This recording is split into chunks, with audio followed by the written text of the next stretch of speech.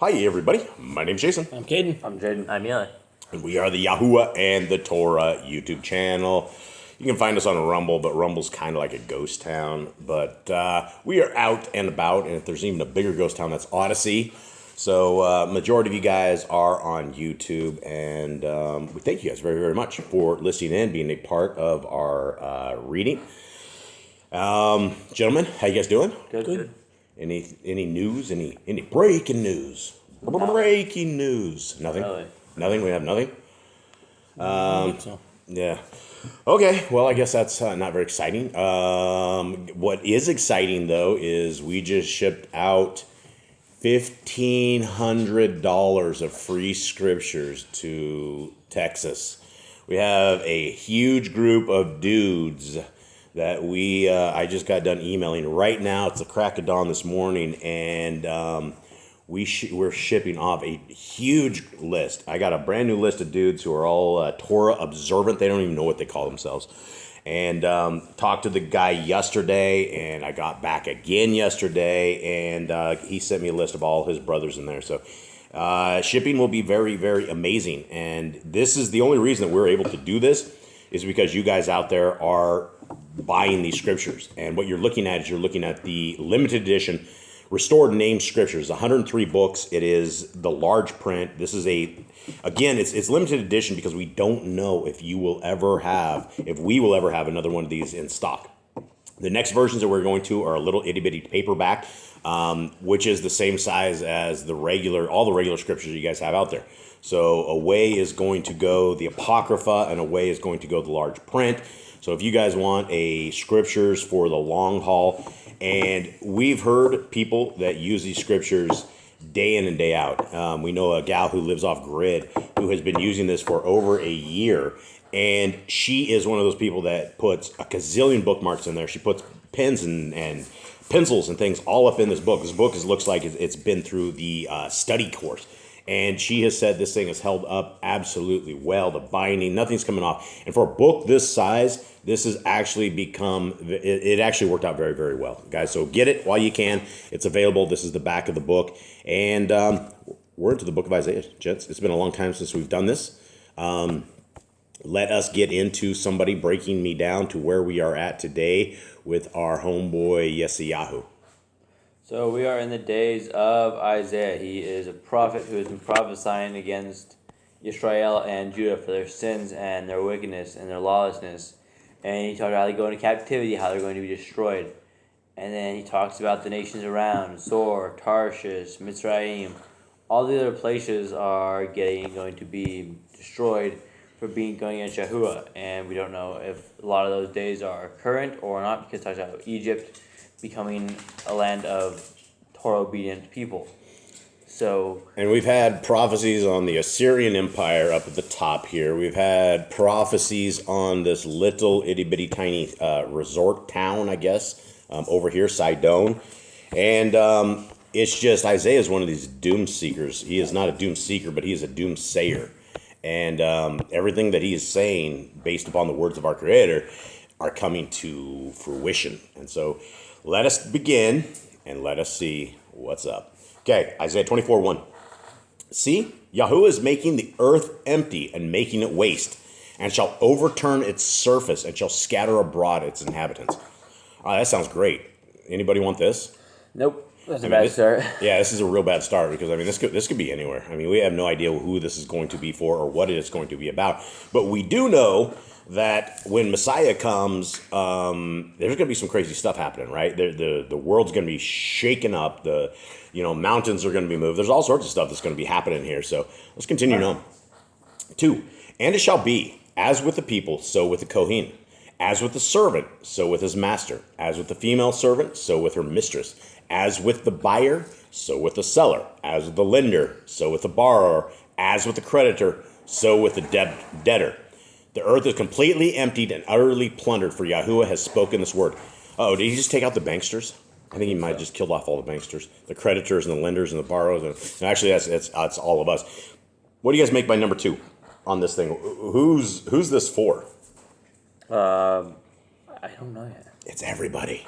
The people, the mistress, the master, the female servants, the buyers, the seller, everybody is going to be owned on this. This is a everybody owning. Okay, the earth shall mourn and wither. The world shall languish and wither. The haughty people of the earth shall languish. For the earth has been defiled under its inhabitants because they have transgressed the Torah, changed the law, broken the everlasting covenant.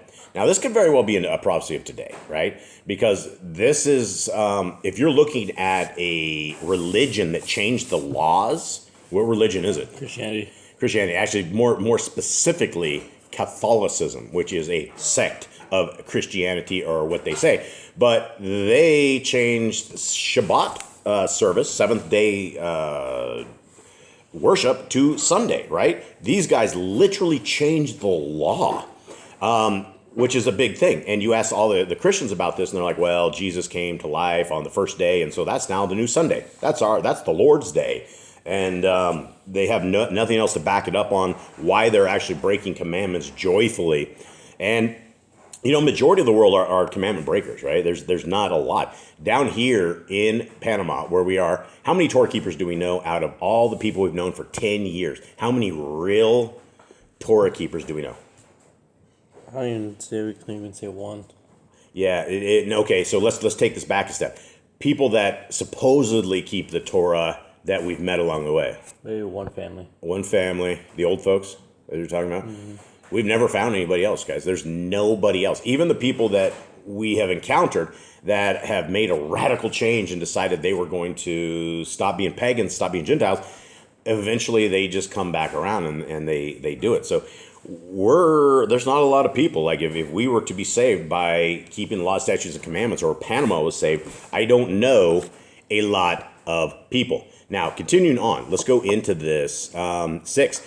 Therefore a curse shall consume the earth, and those who dwell in it be punished. Therefore the inhabitants of the earth shall be burned, and few men shall be left. Okay, so what are we hearing here, fellas? It sounds like the end of times, honestly. It sounds like the end of days. It does sound like new days, because, this is all of earth. This is talking about everything. It says the inhabitants of the earth shall be burned. Have we seen this yet? Has anybody burned like this? Like, we haven't been burned. I got sunburned last week. I actually have like blisters on blisters because I love the sun so much. But I don't think that's the kind of burning that we're talking about. And it also says after that, few men shall be left. A lot of things to take note of here. 7. The new wine shall fail. The vine shall languish. All those glad at heart shall sigh. The joy of the tambourine shall cease. The noise of those who rejoice shall end. The joy of the lyre shall cease. No more do they drink wine with a song. Strong drink is bitter to those who drink it. The deserted city shall be broken down. Every house shall be shut. No one enters. There's a crying for wine in the streets. All joy shall be darkened. The gladness of the earth shall be gone. Sounds like some really grim times. I don't think I want to hang out during the Isaiah 24 times. Anyone? No. Anybody want to take a lead on this time of life? No. Okay. The city is left in ruins. The gate is stricken with destruction. For thus it is to be in the midst of the earth among the peoples, like the shaking of an olive tree, like the gleaning of grapes when the grape harvest is done. They lift up their voice. They sing of excellency of Yahuwah. They shall cry aloud from the sea. Therefore esteem Yahuwah in the east, the name of Yahuwah Elohim of Yisrael in the coastlands of the sea. From the ends of the earth we shall hear songs, splendor to the righteous one. But I say, I waste away, woe to me. The treacherous betray. With treachery, the treacherous betray. Wow, that's hardcore. That's a lot to say. Fear and the pit and the snare are upon you, O inhabitant of the earth. Sounds good. And it shall be that he who flees from the noise of the fear falls into the pit, and he who comes up from the midst of the pit is caught in the snare. For the windows from on high shall be opened, and the foundations of the earth be shaken. Oh man, it's talking about these foundations of the earth again. How does that work when we're spinning around and we're a bunch of monkeys on a spinning water ball? You guys know what would happen if you took a basketball and put the basketball in water and spun it on your hand? What would happen to that? Wow, fly out. That's very interesting, right? Same for a tennis ball, right? So what happens if you guys put a tennis ball in a trough of water, pull it out, and you chuck it to your water buddy. goes flying off. It goes flying off of that, right? But yet we've been told of this magical word. What's the magical word? Gravity. Oh, what is that? Oh, it is whatever's heavier goes down. So, there's a lot of things, like a bee. Yeah, like a bee and a hummingbird that are literally sitting there in place. There are a few things that if we were monkeys on a spinning water ball, you would simply be able to lift yourself off the ground and the earth would go under you. So if you guys want to go to the other side of the world, simply get up off the ground. So if we can get an air balloon or we can get anything just to simply get off the ground, the earth is spinning like 1,000 miles an hour. And so we really don't need airplanes. We've been doing this wrong the entire time, right? You guys see what I'm saying here? Okay, continuing on.